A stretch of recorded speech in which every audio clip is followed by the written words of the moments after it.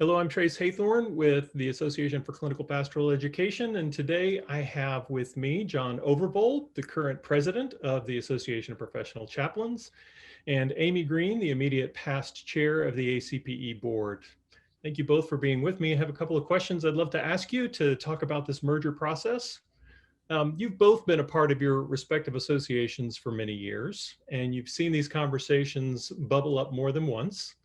As leaders of your associations, what do you think makes this moment different? Amy, let me ask you first. That's such a good question, because I think this started actually before I became board chair. It had been going on for a while. And as you mentioned, there've been a couple of attempts before that didn't quite get to the altar, or got to the altar and got cold feet. I think what's different about this, and what's really different as of COVID-19, is that the shifting of the landscape around us and professionally, I think it's time in history for us as professionals in these related professions and these very interdependent fields to be on the same side, to be in the same boat, to really cast our lot together in a way that we just historically, we sort of had the luxury of running a field solo, and I just don't think we have that luxury anymore. Besides that, I think it's more fun. I mean, we have such great colleagues, and our interests really are intertwined and interdependent, and it doesn't make any sense if you want to, it's that phrase, if you want to go fast, go alone. If you want to go far, go together. And I think we really need to be thinking about going far. Well, that's great. Jon, how about you? Yeah, great. Thank you, Trace, for the invitation to be here, and great to see you, Amy. Yeah, I think it really is the time for coming together and really creating something new and exciting. And I think it's kind of a time of critical mass. I've thought about, the kind of the building stones the last decade since we tried to do this before. And I remember actually dating myself, but I think the first conference I ever went to was in Portland, 1998. And I think there was an attempt around that time that didn't go there. I think we felt we had the luxury of time and now have enjoyed almost 2 decades worth. But currently those building blocks, I think of what the field has done in isolated ways along building evidence in research. I think that's been a platform for us. I think about the movement in palliative care, again, lifting up the need for spiritual care as a key element at end of life. And even building on what you said, Amy, that this time of COVID has shown such a spotlight on how the spiritual domain component of our lives is what carries us in hard times. And we're there to kind of build on that, support that, build on people's resilience. And to do that together, I think, as you say, to be able to go far, to be that in partnership. And really, we have so much in common of our core values that's it just feels right. I could mention just in passing too, I think that we're seeing just with the way that technology and business is changing, the way we do business, that we really need, this is also a big time to kind of step up to that, and the opportunities that are there to have a creative, dynamic organization that can best utilize that. I think that time has come for us also. So why not? I mean, that really is, we're there, I think. No, that's helpful. Thank you. Yeah. Amy, you were chair of ACPE when these conversations first started for this round. What were you hoping when those conversations began? I think some of the same things. It always bothered me that there was this sort of rivalry between the chaplains and those educators, and who's bigger and badder and better and whatever else. And I just always thought it was kind of ridiculous, and I still do. I think the roles that we end up playing post graduate training, post clinical training, post certification of whichever type. I'm so glad, that the psychotherapists are with us now and the counselors. And I thought that was a really great, sort of a clinical trial, I think I called it at the time, Yeah, and I think yeah. it's been a good one. Mhm. I just think we have so much more in common and so much more at stake when one of us, either individually or as a particular profession, succeeds. The rest of us succeed, and we rise together, we fall together. So it's a lot of this. I just never quite got it. It felt silly to me, and it still does. Hmm. And I don't want to minimize the real concerns that people have, but I think a lot of it really was rivalry that is unnecessary and destructive in the current situation and certainly going forward. Thank you. John, you're current president of APC. What are you hoping for as we move towards a membership vote? Yeah, I've been thinking about this in the next few weeks. We'll put that before the membership, probably this summer, I think we're looking at. And I think in the first place, just to kind of share my excitement and the board's enthusiasm about this, I think it's really historic, and it will be a significant step forward as for our profession. So I'm excited about that. And even as I reflect on the process together, it was interesting, and thinking about the rivalries, I know what you speak to, Amy, and our membership feels that as well. But it was great when we were in the room together and you began to share, what do you hope for, as a board member looking forward? And there was such alignment and such synergy of how we built upon the ideas of one another. And I think of one thing that has stayed with me was the comment, sort of the desire for people to know about and have access to quality spiritual care wherever they are. Mhm. And you think of how vast, where we find people today, and that was really kind of, so much a shared value that I just found that exciting. And so I know we're able to build upon that going forward. And we have other allies too. I know NAJC and NACC really were in those discussions and share that excitement and say, yeah, this is what we're about. We're about the same things. So let's be able to go forward with it. So, and I think too, of the way that we, I think we want to influence the field. I think it was Ron Oliver who said that there are many people who wear the badge chaplain. Yeah. And as leaders, we want to be able to influence their practice and bring them along in ways that reflect what we know is best for the people in our care. So just excited and hopeful about that as we go forward. Oh, that's great. Thank you. I'm curious, how will you both know if the merger is a success? John, let me start with you. Sure. Great question. I think in some ways, I try to think about what might be measurable. I think if there's an increase in the number of chaplain positions in the market, I think we're really about advocating and making the case, be that in healthcare, be that in outpatient care, where I think we need to go, be that in prisons, businesses, the military, and I'm sure there are other areas beyond that.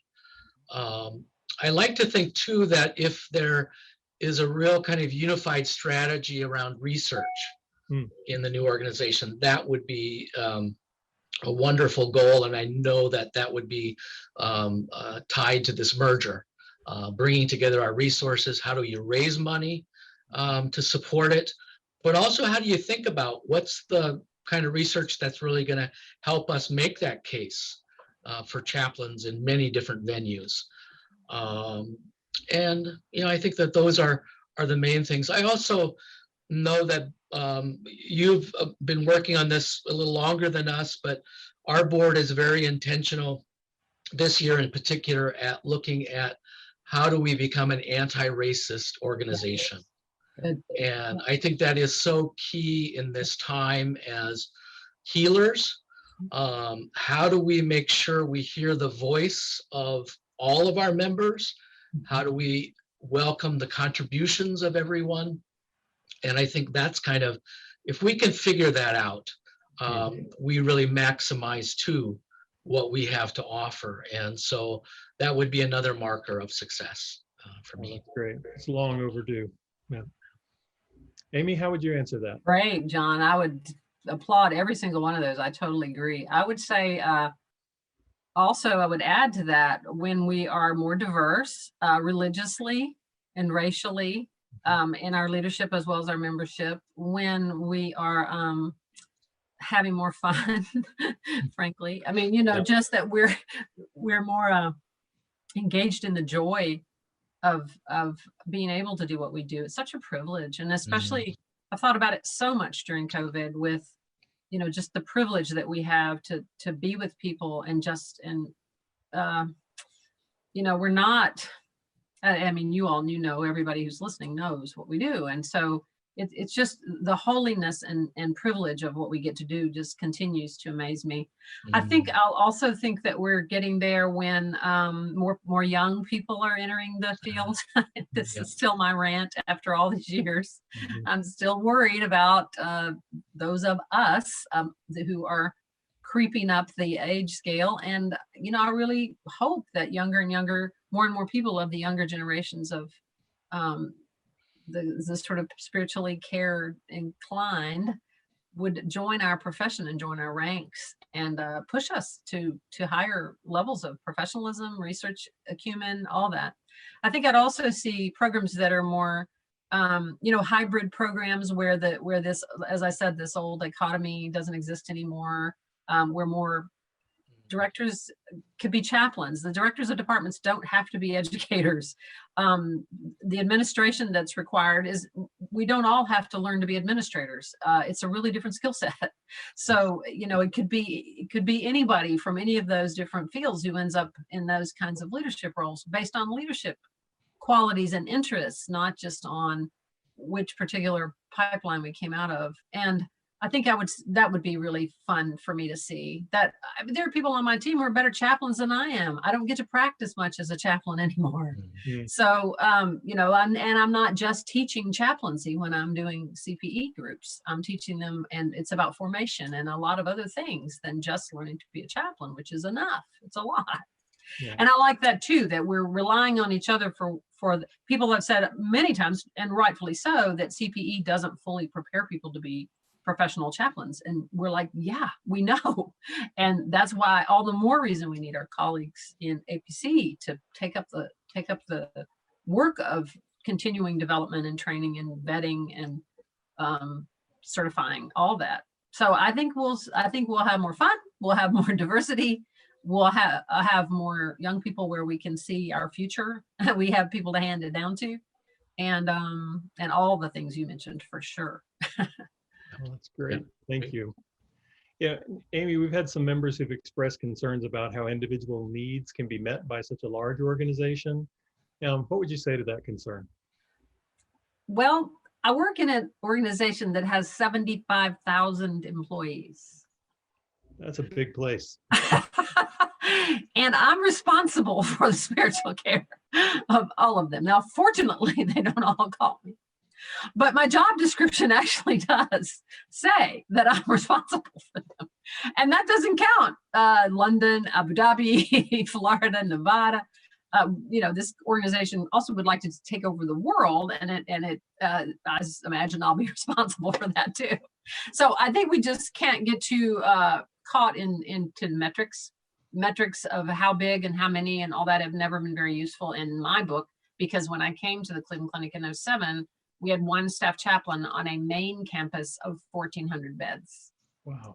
So the old metrics of, ooh, that's not enough people, you know, if we had said, that's right, it's not enough, let's go home, that would have been sad, because that's not what we did. So I don't, maybe I'm naive, but I don't think so. I think it's experience telling me that if we get too caught up in those kinds of metrics, my experience is in both these organizations, that the people who sign up to volunteer their free time to be on the board and to be in leadership, we're really passionate about it, and we're very accessible. And so when individuals have concerns and needs, we've all said, please call me, email me, so forth and so on. And I think that's really true still. So if people are looking for someone to come and get them, come and find them, I think that might not happen as often, but I'm not so sure. Maybe it happens more, because I think we have friendships and collegial relationships across the board. There are more APC board certified chaplains in my department than there are ACPE educators. So, we help each other, we rely on each other. We're very much part of the same team. So I think people will reach out more. And I think the COPs have shown some overlap. We've had some COPs that mixed the practices a little bit, and based on common interests. And I think that's another way that I think you can you can form your own crowds of care and concern. I don't think it's too big.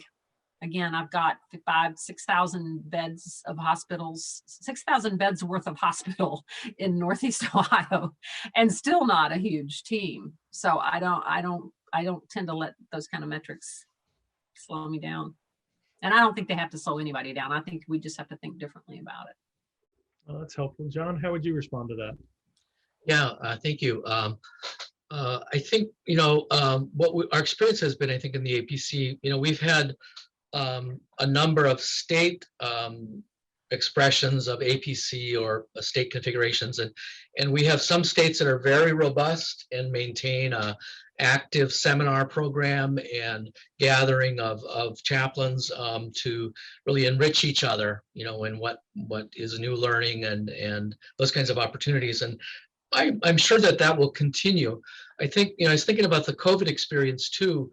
We were using a number of professional calls to, you could just call in and join a group, and people, at least related to the stress of COVID, found, I think, good support, or those that could benefit from a group. And I think our organizations together know there is that response to our membership. And if there's a request, that there's a way that we can kind of find ways to create community, because that community is so much a core value, I think, within our departments, wherever that expression is.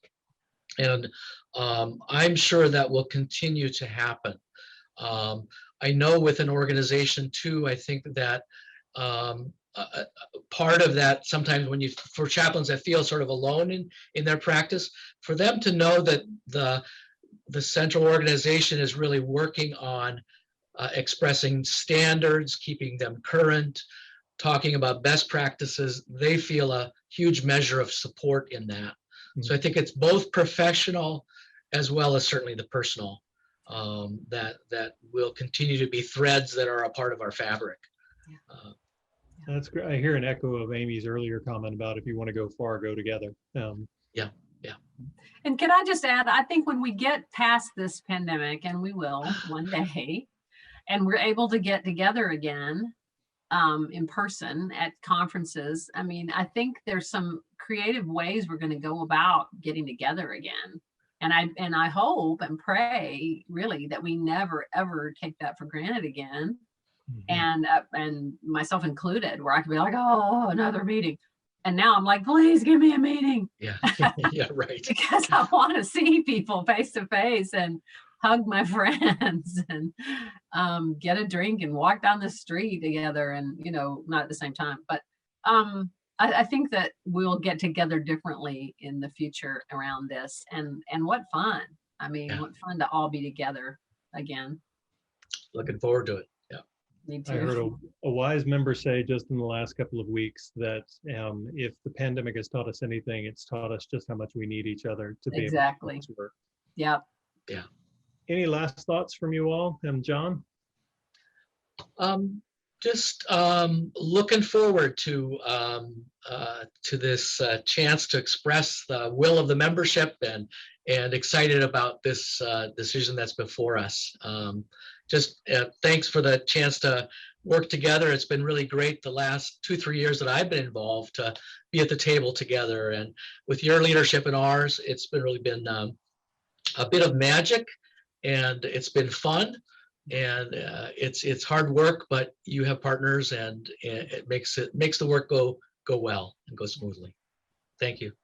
Thanks. Amy, anything you want to say before we go? I would say the same. I just feel gratitude, enormous gratitude to everyone who's picked up the baton. You know, I stepped down over a year ago, and so I feel like, you know, thanks for trying to carry it farther to the finish line. I'm a terrible, you know, I'm not a sportswoman at all, so now my metaphors are going to get mixed all over the place. But whatever it is, whatever game we're playing, and whatever object it is we're moving forward, thank you all for moving it farther down the whatever we're playing.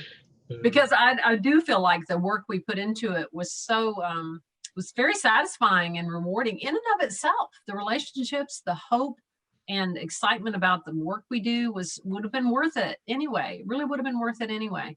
And so to see it continuing and hopefully coming to fruition as a real tangible merger and a new day in the history of all these organizations, I just feel excitement and joy and real gratitude for those of you who have kept it moving. I'm grateful thanks to for the both of chance you. to talk about it. Grateful to both of you taking the time to talk with us today.